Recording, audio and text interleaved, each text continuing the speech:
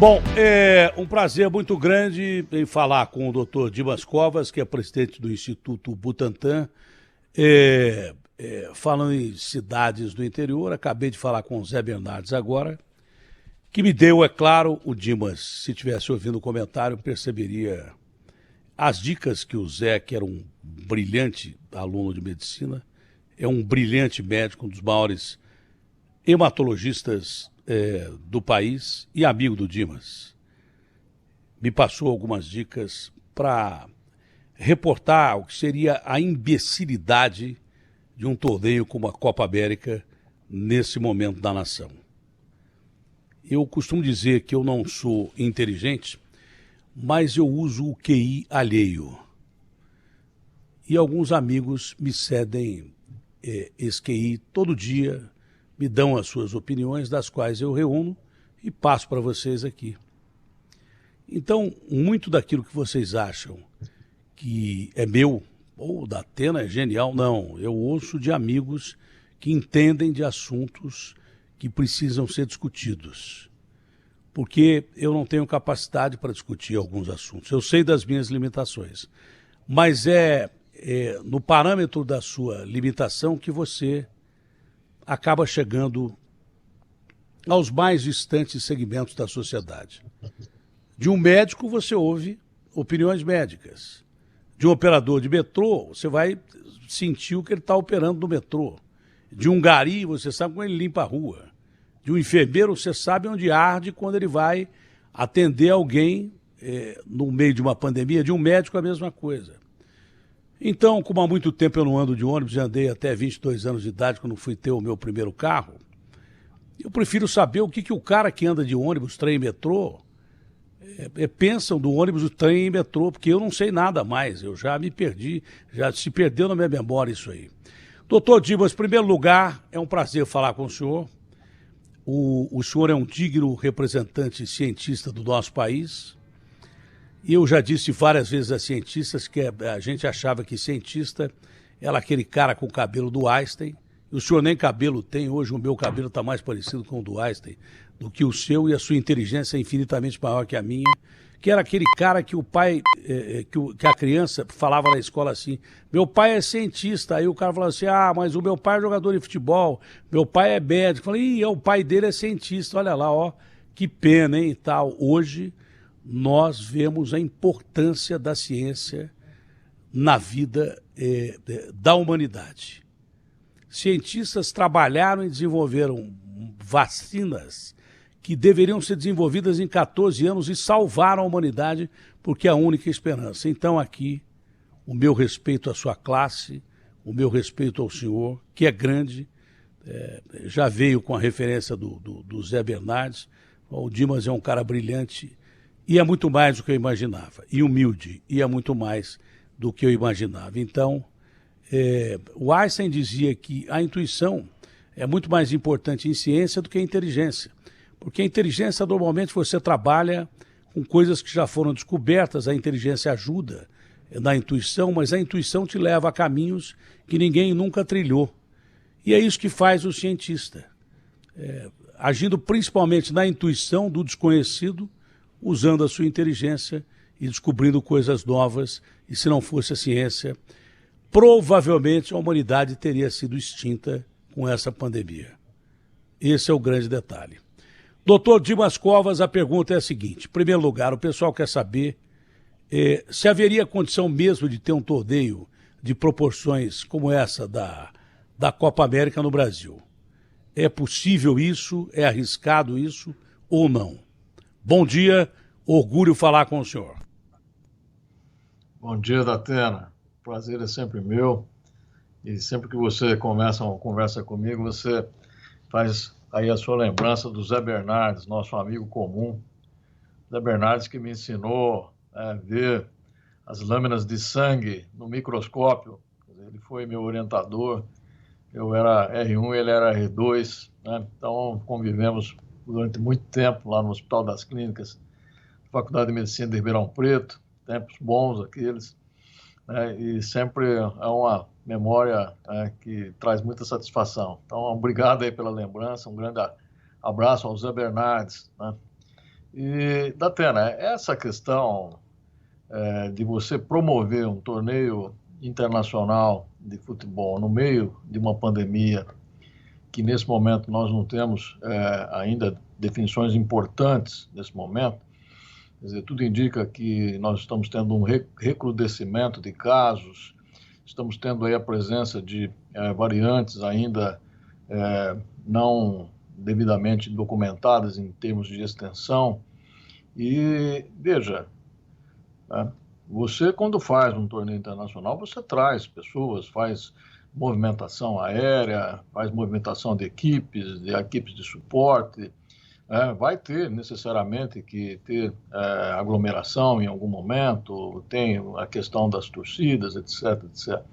Ou seja, tudo que não é aconselhável no meio de uma pandemia, nesse momento, né, vai acontecer aí se isso de fato for decidido. Então eu vejo com muita preocupação. Eu acho que o momento não é oportuno, né? Ontem ainda mencionei, acho que não é oportuno e pelo que eu vi aí nos jornais de hoje, muitos colegas meus, muitos professores, muitos epidemiologistas, né, vão nesse mesmo sentido. Quer dizer, não faz muito sentido você promover, né, uma oportunidade para não só transitar com essa questão das variantes, né, as pessoas vêm, pode trazer variantes novas, as variantes que estão aqui podem ser levadas, né, e propiciar a concentração de pessoas, né, propiciar aí as reuniões, as comemorações depois, tudo que não é aconselhável nesse momento, né? Então, eu acho que não é oportuno, Datena. Na minha opinião, como médico, eu acho que não é oportuno. Num país onde nós perdemos quase que 500 mil pessoas, quase que meio milhão de pessoas. Doutor Dimas, quando o senhor fala dessas cepas, dessas variantes, dessa mutação, quanto menos vacina há, mais o vírus vai mudando. O grande perigo para o Brasil, e ele já circulou por aqui, inclusive no aeroporto de Guarulhos, de uma forma inexplicável, né? Com um cidadão que veio da Índia e outros cidadãos que vieram da Índia também, acho que seriam mais 15. Mas essas variantes, né, que a gente fala, o grande temor seria a variante do dia, que seria a variante indiana. Mas o que eu entendi é que já há uma nova variante aqui detectada no Brasil, que essa variante é próxima de uma mutação da variante indiana. É isso mesmo ou não? Sim, é isso mesmo, né? Nós ainda não temos ideia de como será o comportamento dessa variante que foi identificada aqui no estado de São Paulo. Ela tem semelhanças, mas não tem penetração populacional, né? Isso é um pouco diferente, por exemplo, do que aconteceu lá na Índia. Quer dizer, essa variante que se chama hoje de variante da Índia, ela lá foi responsável pela explosão de casos observada há 2 meses atrás e que levou a um número extremamente elevado de óbitos. E um comportamento muito semelhante ao que nós tivemos aqui, a P1, né, aquela lá de Manaus, que começou por Manaus e que hoje é responsável, né, pela epidemia na maior parte do país. Aqui no estado de São Paulo é a variante predominante. E ela já está sofrendo mutações, né? Ela já está sofrendo evolução, vamos dizer assim, porque a variante ela vai se adaptando, quer dizer, ela vai se tornando, vamos dizer assim, mais eficiente em infectar os seres humanos à medida que o tempo vai correndo e você não tem o controle da epidemia. Do ponto de vista de controle, o que tem que ser feito é isso, identificar onde é que estão essas variantes, fazer um inquérito, né, que a gente chama de inquérito epidemiológico da variante, com sequenciamento genético, para saber a sua penetração. E, obviamente, tomar as medidas. Quer dizer, como é uma preocupação extrema, uma variante que traz uma preocupação extrema, tem que ser tomadas as medidas de contenção, né? Você mencionou. Quer dizer, as pessoas que foram identificadas têm que ser contidas em quarentena, da mesma forma que as pessoas que entraram em contato com essas pessoas. Porque senão, se ela for de fato agressiva, se ela tiver um maior poder de infecção, ela se dissemina rapidamente. E aí é o problema, né? Ela se dissemina rapidamente e pode se tornar a variante determinante. E nós não temos ainda, Datena, pelo menos aqui no Butantan, nós não temos ainda dados se a resposta à vacina do Butantan é efetiva contra essa variante, né? Nós estamos procurando fazer esses testes, mas ainda não temos. A vacina é efetiva contra a P1, sim, isso já foi demonstrado. Inclusive, ontem nós anunciamos um estudo importante em Serrana, onde isso foi cabalmente demonstrado, mas toda vez que surge uma variante, essa é a principal preocupação, se as vacinas serão suficientemente robustas para enfrentá-las. Nós vamos entrar em Serrana e também em Botucatu.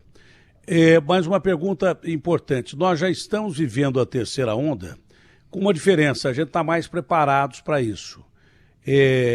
Pelo menos em termos de hospitais que estão reservando leitos, estação de oxigênio que já foram adquiridas, para não faltar oxigênio.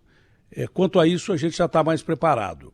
Mas há vacinas suficientes para impedir que essa terceira onda seja ainda mais letal? Os insumos estão chegando, o Butantan voltou a produzir, a Fiocruz está produzindo, porque a grande esperança é a vacina. Então, nós já estamos vivendo a terceira onda, vamos viver a terceira onda e o quanto a gente está preparado para enfrentar essa terceira onda. Na realidade, Atena, nós estamos tendo aí o início de um recrudescimento na segunda onda.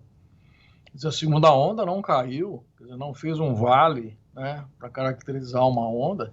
Na realidade, nós estamos ainda num patamar muito elevado, conseguimos estabilizar um pouco, houve uma certa diminuição e agora começa a aumentar de novo. Então, é um recrudescimento ainda da segunda onda. E isso é muito rápido, quer dizer, aqui tem uma noção importante, Datena. Quer dizer, para aumentar na curva de transmissão, você leva alguns dias, uma semana a curva já explode. Para você diminuir, você leva um mês. Para você diminuir progressivamente, você leva um mês de combate, né? Agora, para subir, ela sobe muito rapidamente. Então, esse é um ponto importante. Agora, a vacina, nesse momento, não vai ter influência nesse recrudescimento, né? A vacina tem que continuar a ser dada na maior velocidade possível, né, para que esses movimentos, né, para o futuro, né? Isso, para daqui... Quer dizer, uma vacina, quando é aplicada em 2 doses, ela leva mais 15 dias, quer dizer, um mês. Nós estamos falando aí de 45 dias, no mínimo, para ela ter o seu efeito inicial de proteção. E tem um outro ponto, quer dizer, para termos efeito na pandemia, nós precisaríamos ter a vacinação, né, de pelo menos 60% a 70% da população adulta, né, que foram os dados que nós apresentamos ontem por Serrana. Quer dizer, atingindo esse volume, a gente começaria a ter um decréscimo gradual dos casos e, obviamente, do que se segue, óbitos, internações e casos com gravidade. Essa projeção da tenda de 60% a 70%, se acontecer tudo que está aí no cronograma do Ministério, em termos de volumes de vacinas, nós atingiremos no final do ano, né? Quer dizer, até agora, o segundo trimestre, o fim do segundo trimestre do ano, nós não vamos atingir essa proporção, vamos atingir a vacinação de um pouco mais de 50 milhões de pessoas e precisaríamos de vacinar pelo menos 170 milhões de pessoas para ter esse efeito, né? Isso vai acontecer até o final do ano, se chegarem todas as vacinas que estão previstas aí. Muita gente que está ouvindo no Brasil e no mundo inteiro, pelo site, não sabe o que é Serrana. Serrana é uma cidade linda, aprazível, pertinho de Ribeirão Preto, da nossa região. Uma cidade que eu tenho ótimas recordações de infância e também trabalhando como repórter, não é? E Botucatu também é outra cidade linda do interior de São Paulo, cidades bucólicas, com populações não muito grandes, em que se aplicou que tipo de experiência e qual o resultado, doutor? Para a gente deixar bem claro para o Brasil que não conhece nem Serrana e nem Botucatu. Bom, Serrana tem 45 mil habitantes, né? É uma cidade que tem um fluxo muito grande com Ribeirão Preto de trabalhadores, né? Cerca de 10 mil pessoas se deslocam diariamente para Ribeirão Preto para trabalhar. E é uma cidade que tem algumas características do ponto de vista dessa epidemia, né? Quer dizer, quando nós planejamos o estudo, ela era a cidade que tinha a maior incidência, né, de Covid, né, do estado inteiro, né? Então tinha uma incidência elevada próximo de Ribeirão, que Ribeirão não era tão elevado quanto Serrana, na realidade Serrana era a maior de toda a região, e isso nos chamou muito a atenção, né? Então, naquele momento, nós falamos, olha, vamos fazer um estudo que é inovador e vamos vacinar toda a população adulta da cidade e ver na prática o que acontece. Quer dizer, qual é o efeito da vacinação numa cidade que tem uma epidemia muito elevada, índices de epidêmicos muito elevados. Vamos vacinar e ver qual é o efeito da vacina sobre a epidemia. Quer dizer, não é mais sobre a pessoa, né? Quer dizer, quando nós fizemos um estudo de eficácia, a gente quer saber em relação à proteção individual. Nesse estudo, não, a gente quer saber como é que se comporta a proteção coletiva. Quer dizer, quando você vacina uma população inteira, né, você espera definir se acontece a transmissão viral, se isso diminui, além da diminuição de sintomas, internações, óbitos, e também o efeito nas populações que não são vacinadas, né? Se você vai vacinar, por exemplo, a população adulta, o que acontece com as crianças e adolescentes? Então, esse estudo, um estudo inédito, né, nunca foi feito um estudo desse tipo, é o primeiro que está sendo apresentado. Nós vacinamos lá 27 mil pessoas, mais de 27 mil pessoas com 2 doses, né? Chegamos a 95% da população adulta. Quer dizer, uma adesão muito grande da cidade, dos munícipes. E agora os primeiros resultados apareceram, anunciamos ontem. Quer dizer, qual foi o efeito disso? Primeiro efeito, uma redução de 95% na mortalidade. Quer dizer, isso é um índice fantástico. Quer dizer, os 2 óbitos que ocorreram ultimamente eram de pessoas não vacinadas, né? Além disso, quer dizer, uma redução de 86% nas hospitalizações, tá? E de 80% no Covid sintomático. Ou seja, controlou a epidemia. Ela não acabou com a epidemia, controlou a epidemia. Mas veja, o dado mais importante aí, do ponto de vista de proteção coletiva, as crianças e Ocupação de leitos, né? Ah, sim, claro, né? Um efeito direto no sistema de saúde. Mas um dado importantíssimo, a população que não foi vacinada de crianças e adolescentes também teve decréscimo da infecção, tá certo? Então, quando você vacinou a população de adultos, você, na realidade, criou um cordão, né, de imunologia, de imunidade coletiva, né, que começou a proteger a sociedade como um todo. E veja, não foi tomada nenhuma medida, as pessoas continuam indo para Ribeirão, continuam voltando, continuam trabalhando na região. Lá em Ribeirão, ou nas regiões próximas, hoje eles estão, muitos lá em lockdown, né? Estão em situações, Brodowski está numa situação muito difícil, Batatais está numa situação muito difícil, Ribeirão está numa situação muito difícil, né? E Serrana está preservado, né? Então esse é o efeito, a demonstração. Agora, na prática, né, no que a gente chama de mundo real, do efeito da vacina, né? Uma vacina extremamente segura e extremamente eficiente, né? Mostrando que é possível controlar a epidemia se todos, né, como eu digo, se o Brasil inteiro se vacinar nessa proporção, né? Nós estamos falando aí em torno de 70% da população adulta, né? Que estágio a gente está de vacinação no Brasil? Porque de vacina mesmo nós temos 2. Uma é a Coronavac do Butantan e a outra é a Oxford da Fiocruz. A Pfizer vem chegando em doses pequenas, né? Até chegar a Pfizer, nós temos efetivamente 2 vacinas. O quanto falta e é possível? O governador João Dória disse que até o fim do ano o estado de São Paulo vai estar vacinado na sua maioria. É possível atingir essa meta e qual o estágio do Brasil hoje? O quê? 15%, 20% de vacinação?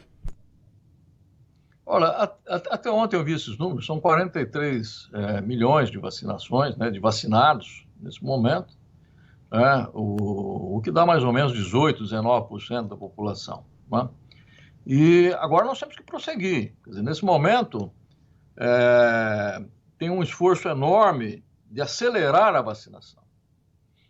Os grupos já estão definidos, né? Esses grupos são esses mesmos que têm que ser vacinados, e estender o mais rapidamente possível para os indivíduos acima de 18 anos. Né? Quer dizer, não só as comorbidades, como está acontecendo agora, mas também as pessoas da população geral de 18 a 50 anos, porque também já vai começar a vacinação entre 50 e 60 anos. Quando nós completarmos esse grupo, né, aí vão começar a aparecer esses efeitos. Né? E isso vai levar, ao longo do tempo, uma diminuição da epidemia. Ela vai entrar em controle, ela não vai acabar. Nós não vamos conseguir eliminar esse vírus, né, muito rapidamente. Ele vai desaparecendo progressivamente. Né? É assim que sempre acontece nas epidemias. Quer dizer, o vírus vai desaparecendo de circulação, continua, às vezes, endêmico. Né? Por exemplo, nós temos o vírus endêmico da gripe, que ele não é explosivo, mas ele volta todo ano. Né? Ele está presente e ele volta, é introduzido e precisa ter a vacina da gripe. Para a vacina do Covid, hoje se imagina a mesma situação. Nós vamos ter uma situação endêmica e que vamos ter aí uma vacina anual, da mesma forma que tomamos a vacina da gripe, vamos ter a vacina do Covid. Talvez até junto. A Butantan produz, nesse momento, um estudo para ter uma vacina conjunta, gripe mais Covid. Tá? E isso é muito provável que vai acontecer, né? E essa vacina do Covid vai ter que incorporar anualmente essas cepas novas, essas variantes novas, né? Vai ter que ir atualizando ao longo do tempo. Né? Então, eu acho que o vírus vai ficar com a gente aí um bom tempo, Datena. É sempre legal conversar com o senhor, que o senhor explica de uma maneira que o leigo entenda. Mas parece que é uma teoria até que intuitivamente bem simples. Né? O vírus ataca quem? Começou a atacar os mais fracos. É quase que um controle biológico. Começou a atacar pessoas mais velhas e quem tinha comorbidade. Por intuição eu falei, olha, vocês parem de fazer balada por aí, porque o vírus, do jeito que ele está atacando as pessoas mais velhas, ele vai atacar as pessoas mais jovens. E vocês vão morrer também. Se vocês não ligam para o papai, para a mamãe, para o vovô, nem do seu ambiente familiar, nem do próximo, amanhã vai ser com vocês. Pela vacinação, o vírus migrou para atacar as classes mais jovens. E agora a coisa ficou de ponta cabeça. A gente tem que vacinar os mais jovens para impedir que o vírus continue circulando, ele fique atenuado e não que desapareça, porque vai ficar entre a gente, talvez, durante muito tempo, até que se tenha tecnologia para você acabar com o vírus. Até hoje não tem. Não tem vacina para AIDS até hoje. Tem coquetel, mas não tem vacina para AIDS até hoje. Então a gente vai ter que conviver com o vírus.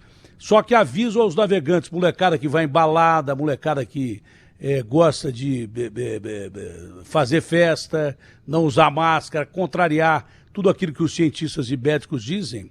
A tabela agora está de ponta cabeça, está atacando mais jovens e está sendo letal também entre os mais jovens, porque os mais velhos estão vacinados e protegidos contra esse vírus. Então tomem cuidado aí.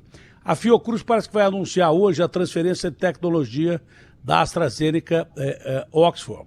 Significa que não precisa mais da receita do bolo. Porque, na verdade, a gente recebe a receita do bolo aqui, invasa, põe dentro do vidrinho. Nós precisamos do IFA, aquele que vem da China. Tá? E acho que a maioria das vacinas, ou quase que todas, vem da China. Não sei se tem IFA que vem de outro lugar, mas com procedência da China, parece que da Índia também.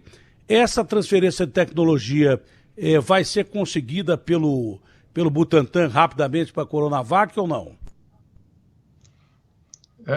Datena, primeiro você tem que ser reconhecido como um sábio, né? E tudo que você falou aí é o estado da arte da epidemiologia, né? Essa migração do vírus para as populações mais jovens, né?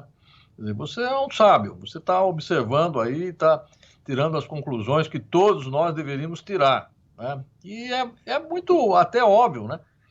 O raciocínio que você fez é perfeito, quer dizer. E, veja, a produção no caso aqui, a transferência de tecnologia para nós já foi assinada no ano passado, certo? Então, nós estamos em processo já de absorção dessa tecnologia. A Fiocruz anunciou que teria esse acordo ano passado, mas somente hoje que isso vai se concretizar. Nós já estamos nesse processo desde o ano passado. Vamos completar aí, começamos isso em junho do ano passado, então vamos completar um ano. E temos uma fábrica especificamente para a produção dessa vacina em andamento, que deverá estar concluída esse ano. Então, as expectativas, o planejamento é para que nós comecemos o ano de 2022 produzindo integralmente essa vacina aqui. Uma delas, porque já temos a segunda vacina em produção, essa já em produção, integralmente aqui, que é a Butanvac. Essa nós já temos, nesse momento, 6 milhões de doses produzidas. Vamos, até agora, meados de junho, atingir 18 milhões de doses.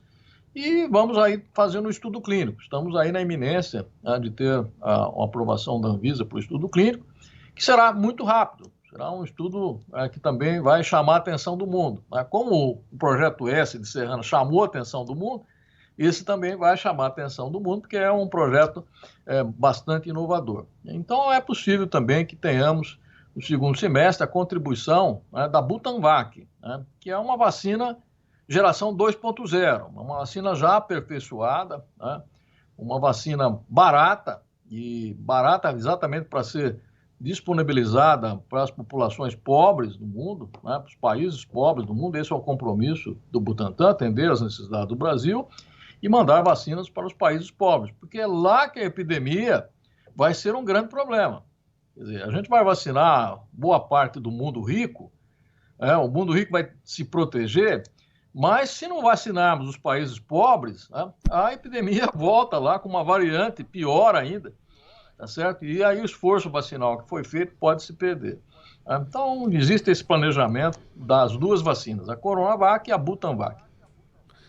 É a grande questão do mundo, não tem vacina para 8 bilhões de pessoas. Se você conseguir fazer uma vacina como a Butanvac, que é de tecnologia até mais avançada, porque por intuição e observação, você vai aperfeiçoando o produto que você faz. É assim com qualquer tipo de remédio, Você observa e acrescenta alguma coisa a mais em estudos clínicos até chegar a um ponto que ele fica melhor do que o que foi criado originalmente. Então, o que pode ter sido a Pfizer lá atrás, o que pode representar a Pfizer hoje, a Butanvac pode ser até mais avançada. É que a gente tem aquele complexo de vira-latas que não acredita no que é nosso. Mas essa vacina que o doutor Dimas diz que é 2.0, deve ser mesmo, 2.0 e alguma coisa a mais, um motor de quase 1.000 cavalos aí. Agora, cavalo nós vamos perguntar também, porque faz parte das perguntas. Porque uma das armas é a vacina. Uma das armas é a vacina.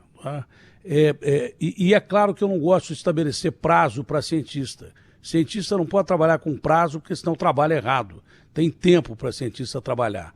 Só que quem está ouvindo e ouve falar da Butanvac, que é uma arma incontestavelmente importante, porque é feita totalmente no Brasil, as pessoas perguntam, mas quando a Butanvac? E outra que entra o cavalo é o soro desenvolvido pelo Butantan, que vai ajudar muitas pessoas já em fase clínica de tratamento. Em que fase está esse soro que o Butantan já vem preparando há algum tempo?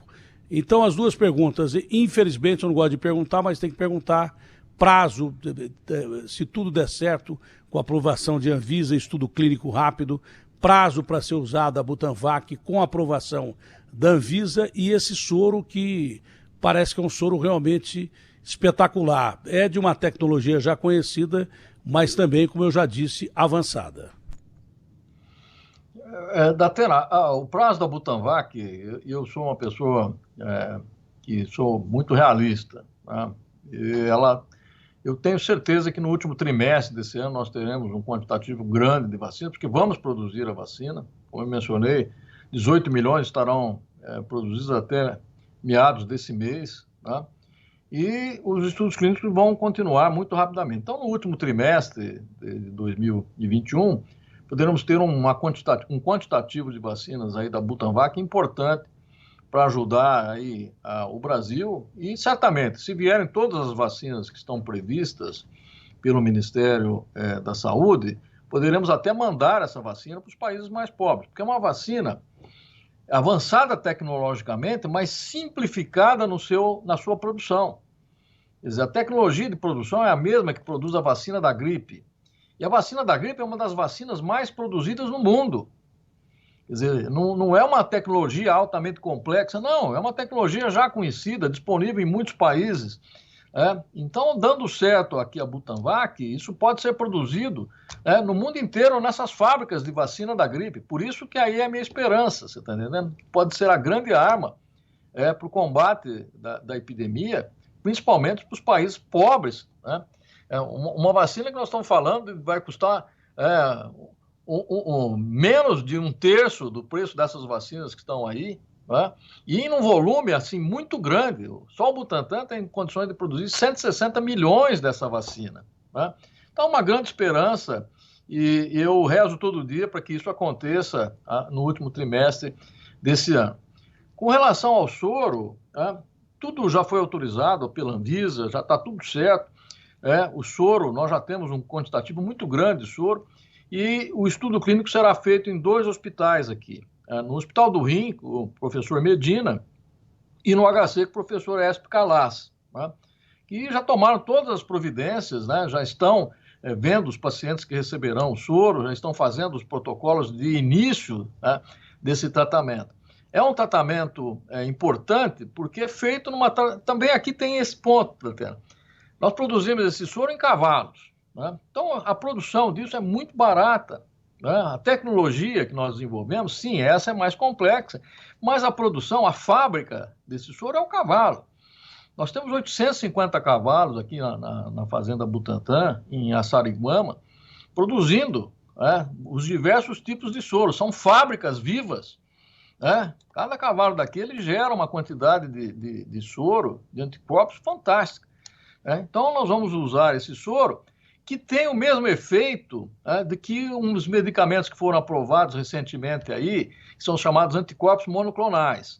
Tem 2 já aprovados pela Anvisa, que são caríssimos. Então, uma tecnologia barata, feita aqui, feita na fazenda, vamos dizer assim. Lógico, tem a fábrica, etc, etc. Mas que vai ser uma grande ajuda aí, enquanto nós tivermos casos de Covid. Não é bom e barato, é ótimo e barato e de tecnologia nacional. Eu estava pensando aqui, por isso que eu gosto de conversar com o senhor. Quando o senhor diz que eu entendo muito, eu não entendo nada. Eu fico observando o que o senhor diz e vou partindo das suas observações. Por que o oriental usa máscara há muito tempo? Porque ele precisa mais de máscara há muito tempo, porque a epidemia de gripe desses países orientais... Primeiro que tem gente pra caramba. Na China tem 1 bilhão e 600 milhões de chineses. No Japão tem gente pra caramba. E eles não têm a tecnologia boa e barata e nem o sistema de imunização que nós temos no Brasil contra a gripe. Então aqui a gripe chega a ser banalizada como doença. O cara fala, eu estou gripado, mas não leva a sério. Sem saber que a gripe mata também. Mas no Brasil mata menos, porque a gente tem uma tecnologia super avançada, desenvolvida por um instituto como o Butantan, principalmente o Butantan, mas a Fiocruz, tem vacina até contra a meningite, desenvolvida em Minas Gerais e tal. A nossa tecnologia é tão aperfeiçoada para a vacina contra a gripe, por isso que eu estou acreditando nessa vacina que vai misturar com a vacina da gripe. A gente usa tão bem essa tecnologia e tem o melhor programa de imunização do mundo, que ninguém nunca usou máscara aqui, porque a gripe foi banalizada. Eu acho que é por isso que o cara fala, tá vendo, mas o oriental usa máscara há muito tempo. Mas é que a nossa tecnologia para combater a gripe, ela é mais avançada que a dos outros. Se ela é mais avançada que a dos outros, essas vacinas novas que nós estamos recebendo e aprendendo a mexer com elas, é bem possível que a gente tenha a capacidade de produzir essa vacina rapidamente, a um custo barato, e não só essa, como outras, e a gente pode servir de exemplo ao mundo. É mais ou menos essa tese, só uma colocação que eu tenho. A última pergunta, que foi sobre a CPI, sobre o seu depoimento, que é considerado um dos mais importantes, mas a observação da máscara acho que é essa, é por isso que a gente não usava a máscara nunca, porque a gripe foi praticamente controlada aqui. Mata muita gente, mata, mas proporcionalmente ao que podia morrer em outros países é muito menor, porque a gente fabrica melhor e aplica melhor um programa de imunização melhor do que de todo mundo. Pode ter alguém igual com um programa de imunização contra a gripe do Brasil, mas melhor não tem. Acho que é por isso, não é, doutor? Olha, Datena, você chamou a atenção para uma coisa importante. O Programa Nacional de Imunização, que é do nosso SUS, é o maior programa de imunização pública do mundo. Os outros países têm programas de imunização, mas público mesmo são muito poucos, né? Esses países têm... você tem que comprar vacina nesses países. Quer dizer, algumas vacinas são de graça, né? Mas as vacinas, no geral, são compradas, são pagas, né? No Brasil, não. São mais de 2 dezenas de vacinas, né, que estão aí, gratuitas, para todos usarem. E mesmo assim, Datena, a gente não usa, né? A população do Brasil é tão acostumada a estar protegida contra as doenças, de uma forma geral, as doenças infecciosas, pela vacinação, que nem dá importância muito a esse fato, né? Muitas vezes esquece de atualizar a sua carteirinha de vacinação, às vezes nem lembra onde está a carteirinha, né? A hora que precisa, onde está a minha carteirinha, né? Então, a vacinação é uma coisa importantíssima, porque é a proteção da pessoa e da sociedade, né? Então, veja aí, esses casos que todo ano nós estamos tendo de óbitos de adultos por sarampo, o que não é uma coisa normal. Quer dizer, sarampo é uma doença da infância, né? Não do adulto. Quando o adulto pega, ele fica muito ruim e morre. Agora, por que tem adulto pegando sarampo? Porque não tomou a vacina que era de graça, o que é de graça lá no posto, quando ele precisava tomar, né? Então, nós temos uma grande proporção ainda de pessoas jovens, né, de 20 a 30, 35 anos, que não foram vacinadas contra o sarampo, né? Pô, é necessário, quer dizer, é só ir num posto de vacinação, falar, olha, a minha carteirinha está aqui, não consta a vacinação do sarampo, vamos atualizar. Não consta o tétano, não consta tantas outras vacinas que estão disponíveis, né? Então é importante a gente frisar isso. Então a da gripe aqui no Brasil, o Butantan entrega 80 milhões de doses, né? Esse ano serão 80 milhões, o ano passado foram 82 milhões de doses, né? Ou seja, é o maior programa de vacinação para a gripe do mundo, público e gratuito, né? Então nós temos que, de fato, valorizar isso. E o nosso SUS é que construiu o Programa Nacional de Imunização e é um exemplo para o mundo. Você mencionou, eu fiz questão de chamar a atenção disso, porque a gente tem que valorizar o que nós temos de bom. Bom, é natural que essa CPI tenha um viés político, por mais que o político não fale que tem muita gente lá fazendo mais campanha do que pergunta o interessado do que aconteceu em vacinação no Brasil. Exatamente por isso, porque o senhor é um cientista e dos mais importantes da nação hoje, não é? O seu depoimento não foi político, ele foi técnico e científico. Enquanto os caras perguntavam em quem roubou mais, ou se houve prevaricação, mau uso do dinheiro público em compra de vacinas, o senhor foi técnico e no ponto. E isso, obviamente, que expõe o governo federal. Quais foram os seus pontos de vista que mais chamaram a atenção na CPI e o que o senhor considera de maior erro por parte do governo federal na aplicação no sistema de imunização do país, com atraso de compra de vacinas ou coisas que tais? Datena, eu levei a CPI os fatos, né? Levei os documentos, né, que atestavam aí o nosso oferecimento de vacinas ao Ministério da Saúde. Oferecemos vacina já em julho do ano passado, repetimos a oferta em agosto, em outubro fizemos uma nova oferta num quantitativo muito grande de vacinas. E os contratos de vacina do Ministério só foram assinados agora no dia 7 de janeiro desse ano. Ou seja, lá em julho, lá em agosto, lá em outubro, né, se esses contratos tivessem sido assinados, o quantitativo de vacina disponível hoje seria muito maior. Esse é o ponto, Datena. Quer dizer, houve demora, primeiro, talvez até na compreensão de qual o papel da vacina, tá certo? Quer dizer, enquanto outros países encomendaram muitas vezes mais vacinas do que a própria população, nós ficamos muito tímidos. O Brasil ficou muito tímido, né? Quer dizer, esperou, as coisas evoluíram e quando foi feita de fato as encomendas já era tarde, já não havia mais as vacinas, já não haviam mais as vacinas em quantidade suficiente para promover uma vacinação em massa rapidamente. Então, nós vivemos uma situação que não houve a previdência para o enfrentamento, você está entendendo? Então, hoje a gente corre atrás do prejuízo, quer dizer, esse cronograma arrastado de vacinação é porque não tem vacinas, tá certo? E não é porque o Brasil não tem dinheiro, não, o Brasil até tem o dinheiro, o problema é que não tem vacinas mesmo, os produtores estão com uma demanda muito grande, né? No segundo semestre, isso tende a melhorar, porque muitos países já estão completando seus esquemas vacinais. Os países ricos já estão completando seus esquemas vacinais e, possivelmente, nós teremos maior oferta de vacinas e esses contratos que o Ministério fez poderão ser cumpridos. Mas, mesmo assim, é muito ambicioso, né? Por exemplo, o Ministério encomendou para o terceiro trimestre desse ano 180 milhões de doses. Então, veja, 180 milhões de doses, até agora ele recebeu 100 milhões. De janeiro até agora, 100 milhões. Para o terceiro trimestre, 180 milhões. Para o último trimestre, mais 300 milhões de doses. Então, é preciso aí ter uma esperança e uma fé muito grande que isso venha a acontecer para que a gente possa, de fato, vacinar o Brasil na proporção que precisa. Olha, diante do que o senhor chama de um recrudescimento, de um aumento de casos de uma segunda onda, para encerrar, eu pensei que essa entrevista seria uma entrevista pessimista pra caramba e, pelo contrário, nos deu esperança porque há novas técnicas brasileiras de fabricação nacional, tanto de soro como principalmente vacinas, que nos deixam agradavelmente satisfeitos em saber que há uma luz no fim do túnel, porque vacina é esperança, o soro é esperança para quem já adquiriu a doença, enfim.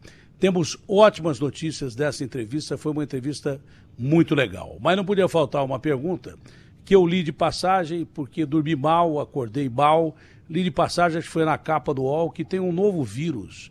Não sei se é um novo vírus, mas um vírus de origem aviária, acho que com contaminação na China. Né? Isso indica que a gente tem que ficar com um alerta ligado em todos os sentidos, porque esta, ao que parece, não vai ser a última pandemia do mundo. Nós temos que ficar absolutamente ligados, porque outras possivelmente virão. A gente está mais preparado para isso? Está, mas ainda longe do que é ideal. Eu queria que o senhor falasse desse novo vírus, dessa contaminação que não é frequente, né, para um ser humano e risco de novas epidemias que poderão se sobrepor à do coronavírus. Essa introdução de vírus é um vírus da gripe, né? É o H10N7, foi identificado lá na China. Isso acontece com uma certa frequência da Terra. Quer dizer, em países que são grandes produtores de aves, né? E essa grande produção, quer dizer, são bilhões e bilhões de aves, de frangos, nesse caso, né? E que tem manuseios intensivos, né? E esses frangos adoecem, né? Pegam a gripe e isso pode transferir para o ser humano, né? Então, frequentemente, na China, principalmente, ou em outros países, ocorre a introdução dos vírus da gripe no ser humano, e o grande problema é isso se disseminar, né? Então, por exemplo, quando houve a disseminação do H1N1, foi exatamente isso, dessa maneira, né? E hoje a disseminação é muito fácil, né? Hoje, com essa malha aérea, né? Não agora, durante a pandemia, né? Mas em condições normais, a circulação aérea pelo mundo é uma coisa inimaginável, né? E você leva um vírus de um continente para outro em horas, e dentro do continente isso se espalha muito rapidamente. Esse vírus lá, aparentemente, não tem proporções epidêmicas, né? Tudo indica que, nesse momento, não tem proporções epidêmicas.